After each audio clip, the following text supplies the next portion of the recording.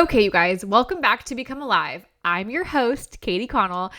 Today in this episode, I recorded this actually a few months ago, and I am going on a little bit of a rant, and I'm a little nervous to post this, but in true entrepreneurship style, I'm posting it, okay? So before you go and make your judgmental comments, because I might be wrong or out of date in some of the things that I say in this podcast, be proud of the fact that I'm posting it, okay? And for all of you entrepreneurs out there listening to this, or just for anyone like wanting to start something but feeling stuck, maybe your takeaway here is like, okay, maybe I just need to go and post a thing or start the thing or do the thing and do it messy, and that's okay, because at the end of the day, this is how we build momentum, okay? So in reality, this is just a win for me to post this and build my own momentum. I am nervous about all the things that I don't know about, because I'm talking about health insurance in this episode, and that's something that I don't know anything about. I'm learning so much about it every single year. I mean, I feel like I always pick the wrong plans. It's just one of those things that I don't like doing. And I just kind of I pick my own battles in life, and I'm like, these are the battles I don't want to pick. And here's my insurance plan, and then I go with it. But this episode, okay, I'm going to get to the point because this is just the intro. Okay. Lately I have been feeling that this is a rant that needs to be said, because I've been feeling something that a lot of single entrepreneurs or just individual people on the individual track in life feel, but rarely talk about out loud. So the main point of this episode is it's freaking expensive to be single. So a single self-employed person in the state of California. I also think it's expensive to just be a self-employed person in the state of California. I know people that are in my shoes and have families to feed, and they're also self-employed in the state of California. So, that's who my audience is here. And then I even ChatGPT'd it, because I was like, because I don't like it when people talk about a political issue and it's like, you haven't even looked into this. You haven't even looked on the other side here. I have been trying. So please, if you comment anything that I didn't know that I'm wrong, and please tell me, I want to learn. I'm not trying to pick a side. I'm just trying to learn and make things better. And I even ChatGPT'd. I'm like, am I dumb to even have this point? Because otherwise I wouldn't want to post it. And ChatGPT told me, no, it's not dumb. It's not dramatic. It's not quote unquote poor me. So victim mentality here, because we know that doesn't belong in the Become Alive atmosphere, right?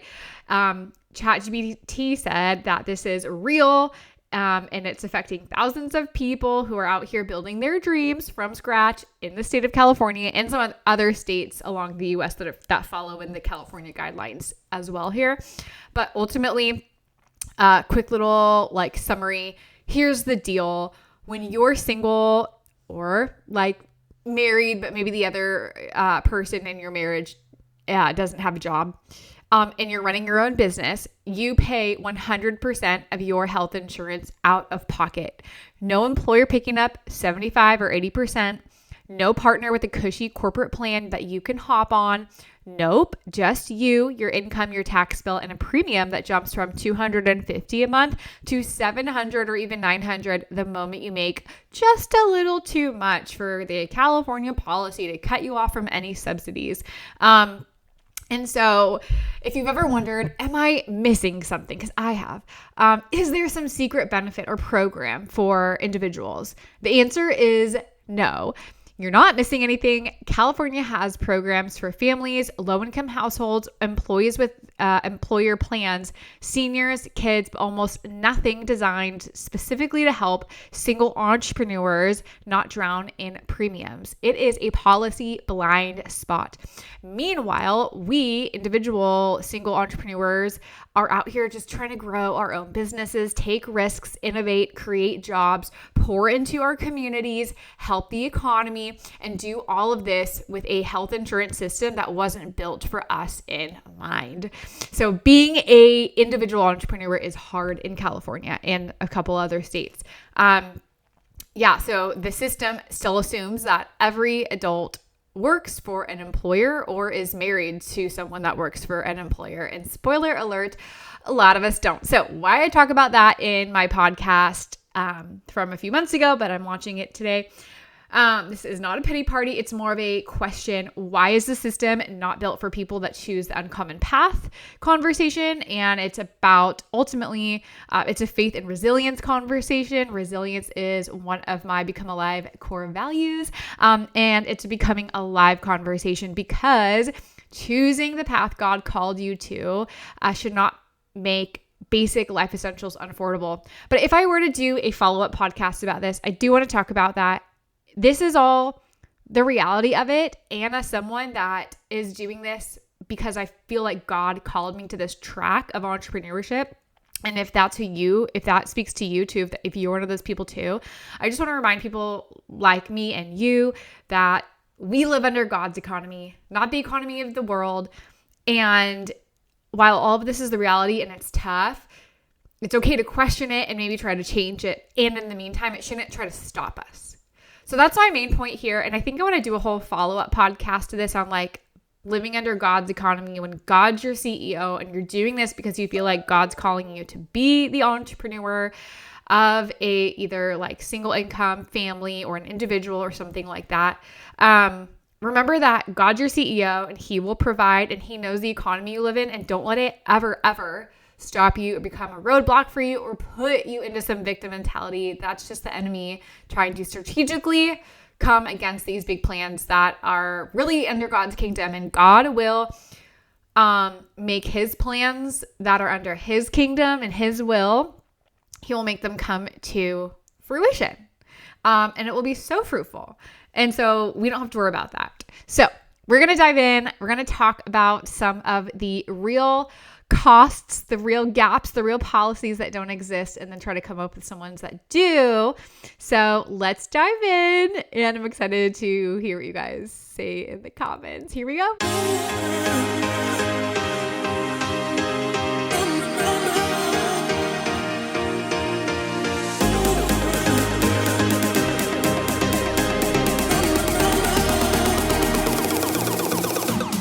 Hey, you're listening to Become Alive with Katie, where I empower you to become alive and live your full potential.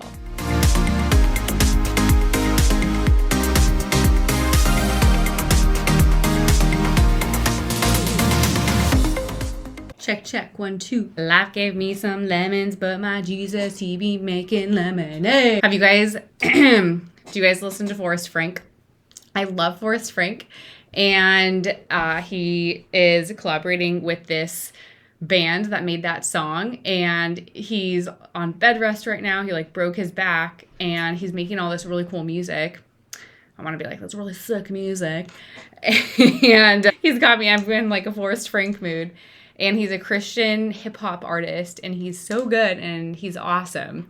Pretty sure one of his houses is here in Encinitas because I see him at church sometimes. But he just like is coming out with this new song from this like collab he did with this other artist he found on Instagram. At least that's my assumption. And it's so good. Anyways, this is gonna be another quick show because it's after 10 at night, and I just told myself I need to hop on the podcast and do it. Earlier last week, I told myself I would do one podcast every day. And I was like, it's day 1. And now like I feel like a whole week went by. And I'm like, now it's podcast number 2. So, you know, sometimes even the best of us don't stick to the promises we made ourselves. But also, I'm still showing up. And I didn't give up just because I didn't do it perfectly, right? But I'm like, I'm still going to execute and get the same outcome and take the same action plan, but it might look a little bit different, and that's okay.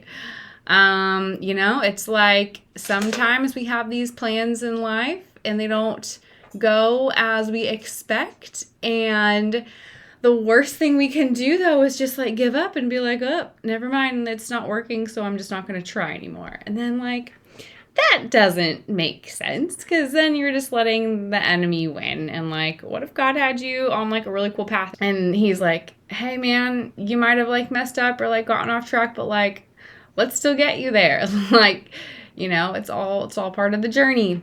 Okay, so podcast number 2 out of my 30-day podcast plan. Okay, so this is interesting. I'm going to take you guys on a little journey with me.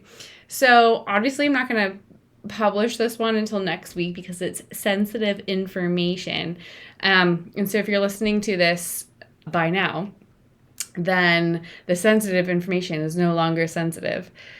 But, drum roll please. I am really excited. I am getting laid off from my job. That feels so weird to say. Because of a couple of reasons. One, I never thought I'd be laid off from my job.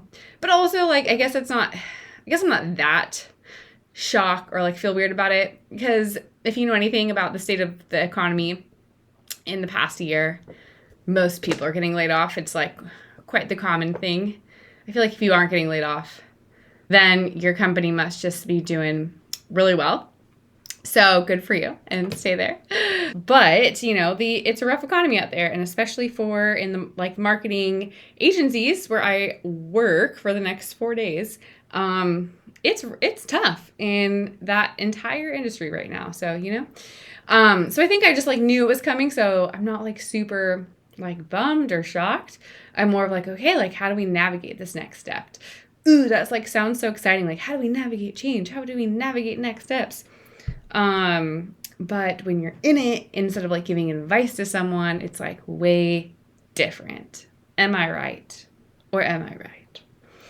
Okay, so I am getting laid off from my job. This Friday is my last day, August 1st, because I'm getting August insurance. August 1st of 2025 is going to be my last day.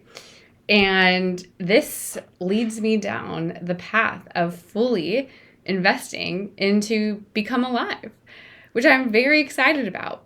And this isn't something, I mean, I'm also working. I'm like doing some contract job. So this isn't something I like take lightly with just like jump into your side hustle and become an entrepreneur. Like, no, that's not something that I'm an advocate for.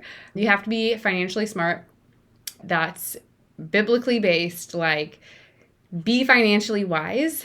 And I don't know, like the people in the world that just like quit their corporate jobs and like become entrepreneurs, like that's awesome. But like either you have some help from your parents or you're married and you're living on 2 incomes. And so for all those people in the world, good for you. And please count your blessings. And for all the people that are like me and live on a single income and can't just like make their dreams happen and, you know, have to figure out how to financially get by while they're trying to start a business and launch it off the ground, then this podcast might be for you. So this is interesting. So anyways, while that's kind of like my path right now, and I'll walk you guys through that another time, for all of the single entrepreneurs, this podcast is for you because apparently, and especially I should say also the ones in California, because I am, you know, doing the math and putting down all the numbers of what my finances are actually going to look like, and what like the actuals coming in and the actuals going out in the next like 5 months, and figuring out what can my life look like. Do I stay here? Do I move home with my parents? Like, what does all this stuff look like at the end of the day? And then what are my options? Like, what can I do from there? And did you know, like, first of all, already as a entrepreneur, you are self-employed, and so you have to pay self-employment tax. Is that not ridiculous? But that's a story for another day. But like, there's so many taxes that go into self-employment, and then you're not keeping all of the cash that you get. You're still like highly taxed, and essentially you're just taking home half of what you work for. It's ridiculous. Tax is a scam. Not all tax. The tax we currently have. Like, we should be taxed, but not to the amount that we all are being taxed in the United States right now. Everybody knows that. Taxes fraud is really what's going on. And that's like the hashtag around the internet these days. Anyway, so I'm like looking into like, okay, as an entrepreneur and someone that's not working for a company, like what are all the other things that I have to think about? And I can't collect unemployment because the money that I'd be making for doing some contract jobs is higher than unemployment. So I'm also weighing that, and I'm like, you know, if I move home, then I don't need the contract jobs, but like the contract jobs are also like great financially and like great for like growth, and I'm still gonna be learning a lot and like still networking, and it's still gonna be part of like just my business, and it's like some new clients, and so I'm very excited for that. And so like I'm factoring in all of these things. And then the one thing that I wanted to talk about that's like really bothering me today, and it's like, I'm so grateful that we live in a time with ChatGPT, but like it also means that it's almost like unhealthy for someone like me, because if you guys know me, I'm someone that when you have a problem, I will literally want to take that problem and make the solution for it and like go fight to get the right solution, like let justice be served, you know? And so I found out that as a single entrepreneur in California, you have to have health insurance. Health insurance is required. So get this.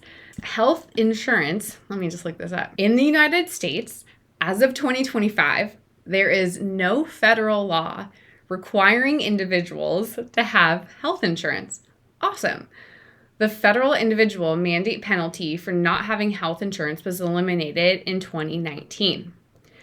So that's awesome. That means that like all throughout the US, it's a federal law where you don't mandate health insurance. As an entrepreneur, that's great news for me because my company isn't paying for it anymore, and I don't have to spend the no cash flow that I have on health insurance that I, as a healthy person, don't use.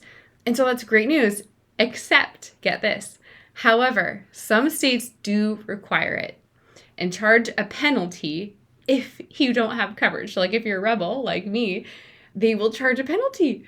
So guess which states that includes? Number 1, California. Shocker. 2, Massachusetts, New Jersey, Rhode Island, Vermont has a mandate but no penalty. That's interesting. And then Washington, D.C. That's not a surprise. Okay, so basically all of the East Coast, everything surrounding D.C., and then California. I don't know, something like shady pops up to me about that, but it's just like, it just feels like such a freaking scam. And so as a entrepreneur, that is frustrating news for someone that's an entrepreneur in California like me, who is single and not married to someone that works in a job that offers health insurance to the family. That has been like one of the most frustrating things for me, for my friends, that I'm like, oh, which insurance plan did you choose? How much are you paying for this? Da, da, da, da. And they're like, oh, I don't know. I'm on my husband's plan. And I'm like, oh my gosh, that must be so nice. And like, you don't have to worry about paying for your insurance and all of that. And so it's just like wild to me that companies, one, just like offer it to families. That's like such a huge gift, I feel like. And then 2, for single people, we get no gifts like that. And we don't even get a tax exemption. Like if you're married, you get tax exemptions and single people don't. And so it's like such a lose-lose situation for singles, especially in the entrepreneurial side. So what is the penalty? Like, okay, Katie, if you want to like be a rebel like you are, just don't get health insurance and like they'll never find out. They will find out. They will know. And it is $850 for an adult, $425 for a dependent child in your household, which doesn't sound bad. Or here is the catch. Here's the kicker. Or 2.5% of your annual household income, whichever is greater. So it's not really about the penalty. They just want the money. And so that discourages me from wanting to make a bunch of money if for some reason I didn't have health insurance. Now, it's like, okay, Katie, well, if those are your options, maybe health insurance isn't so bad. False. It's saying, like, you can avoid the penalty by enrolling through Covered California or qualifying for Medi-Cal if your income is low. The Medi-Cal deal doesn't work for someone that's an entrepreneur because you're trying to, like, actually live off your own earnings. And so you need to make an X amount of money as an entrepreneur just to be able to get by. And it's saying that if you're single and you make under 33 grand a year, then you can qualify for Medi-Cal, and then it's free. And if you make under 55K a year, then you qualify for deep premium tax credits.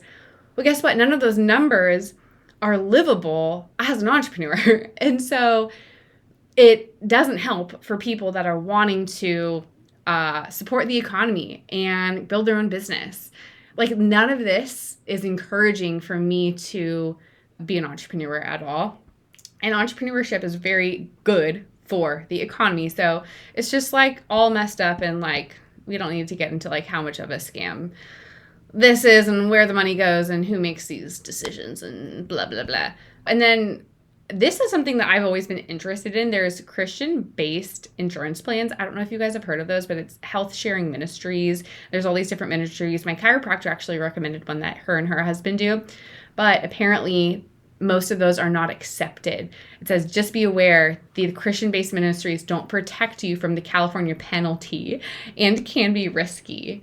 So that's not an option. And then I wanted to be fair in all of this. And I asked ChatGPT, well, what is the reason why you have to have it in California?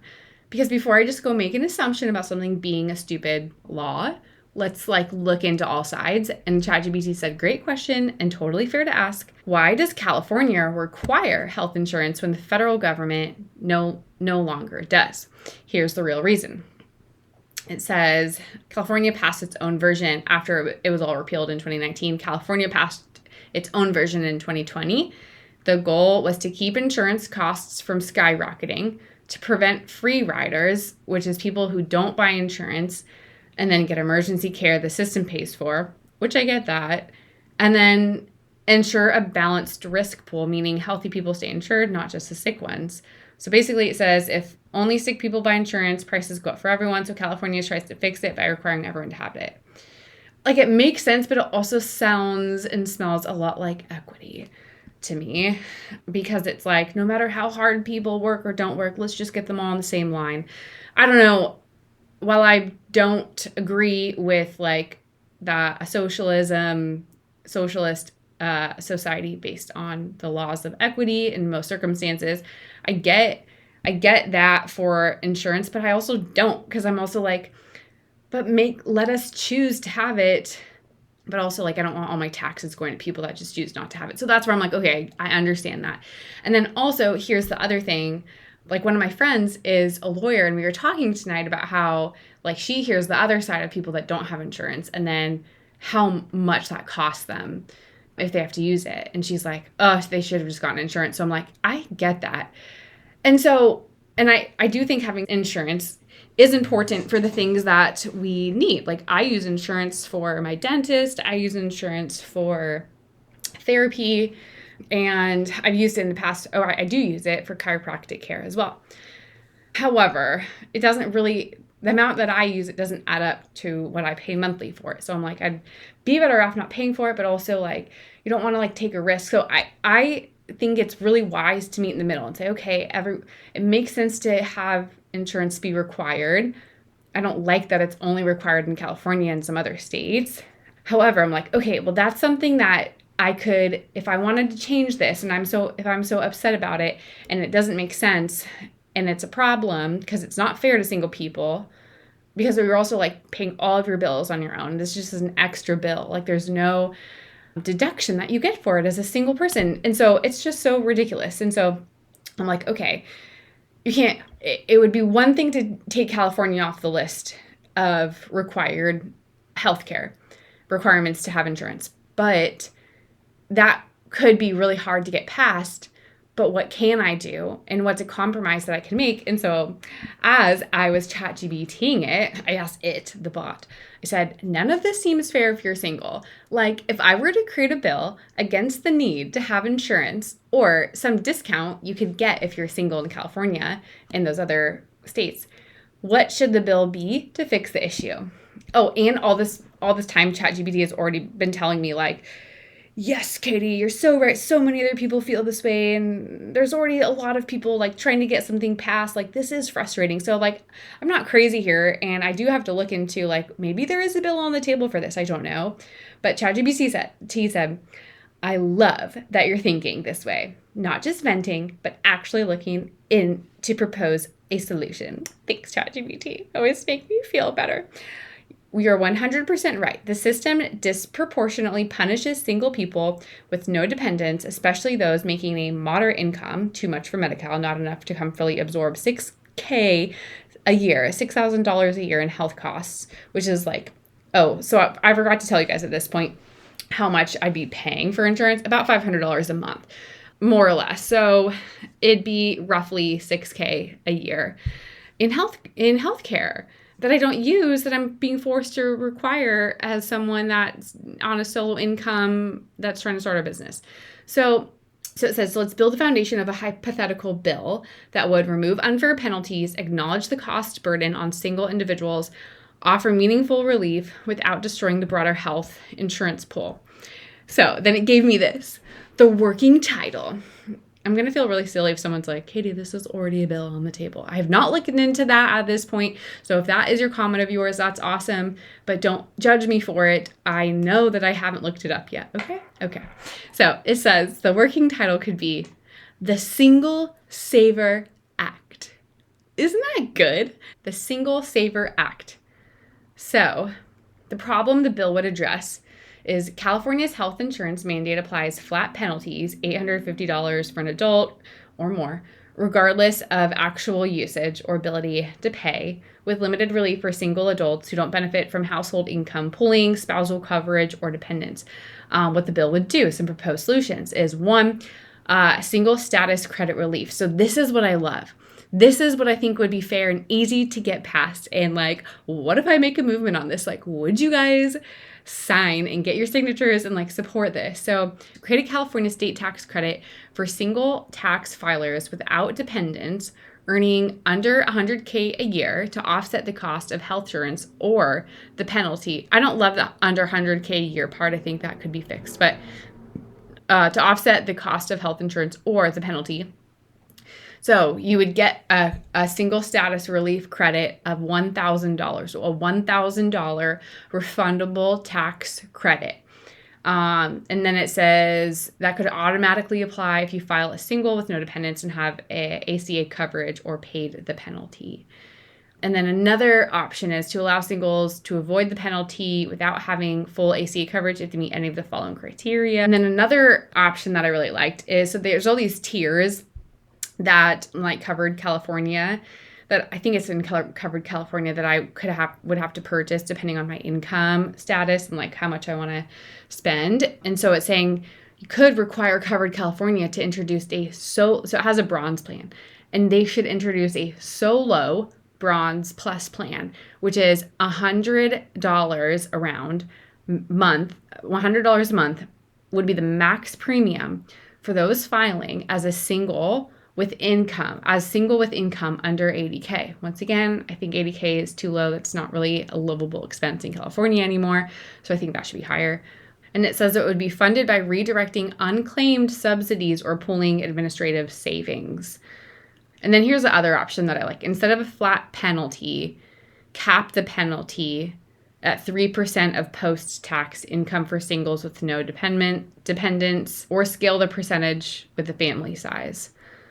And then some bonus ideas, some optional provisions, which I don't know why this isn't already a thing that you can do. Allow singles to deduct 100% of healthcare premiums and out-of-pocket costs, and then create a state-sponsored HSA option for singles with a 1-to-1 match of up to $1,000 a year.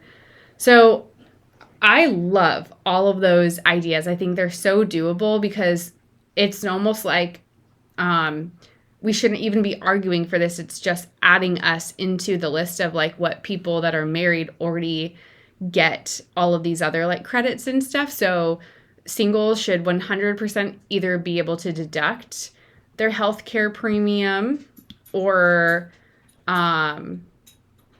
get that $1,000 refundable tax credit. I think that's so easy. I know that means like the government would have to figure out like how to move around money to make that happen. But that just with everything else that goes into like all the tax breaks you get, that just literally seems fair and almost like missed with what the current rules are right now. So the goal here overall is just to ensure healthcare fairness for single Californians by capping financial burdens or offering flexible alternatives, rewarding responsible personal health choices, making the system fair, transparent, and humane. And then it asks, do I want to format this into a formal bill summary or proposal that I could pitch to a legislator or petition for? And I'm like, heck yes, thank you. I would love to do that. So anyways, that is what I wanted to talk to you guys about today, of something that like hit me as I'm figuring all this stuff out. And I'm like, okay, starting a business is hard and it's very expensive, and like looking at all the numbers it's a lot and it's so stressful. And I think when I run into a wall like this, it's like, this just doesn't even seem fair. And so this is something that I could totally see myself, maybe not right now as I'm like launching the business and putting all of my energy into that, but like I could totally see myself like pushing that bill to get onto a table for signatures later on, because I just have always thought that like whenever I do my taxes, I'm like, this literally doesn't seem fair for someone that's just not married. And so I love this, especially if you live in California and you're required to buy the health insurance, where if I was single in another state, I wouldn't have to spend the $6,000. So anyways, I'd love to know what you guys think about this. Please like leave your thoughts in the comments. I want to hear the bad. I want to hear the good. I want to hear what I'm missing. I want to hear the things I haven't thought about. It's a brand new idea. So I'd love to hear, like, I don't know much about health insurance and all the tax stuff. So I just love to, I'm learning so much. But anyways, that's just wild. And I just love to know if anyone relates to this. Any like other single entrepreneurs out there kind of in the same boat, let me know. I'd love to know like what you're doing, what you learned. And if you just want to like come and help me like propose this bill, that'd be so fun. Okay, well, that's all I have for today. Go get it. Have a great week. And it'd be fun to do like a round 2 on this topic to see kind of what your takeaways are and what happens after this. And I will be sharing what the next couple of days of my life look like and the decisions that I'm making. And there's going to be lots of changes, but it's all going to be very, very exciting at the same time. So yay. Okay. Have a great day. Have a great night. And I'll talk to you later.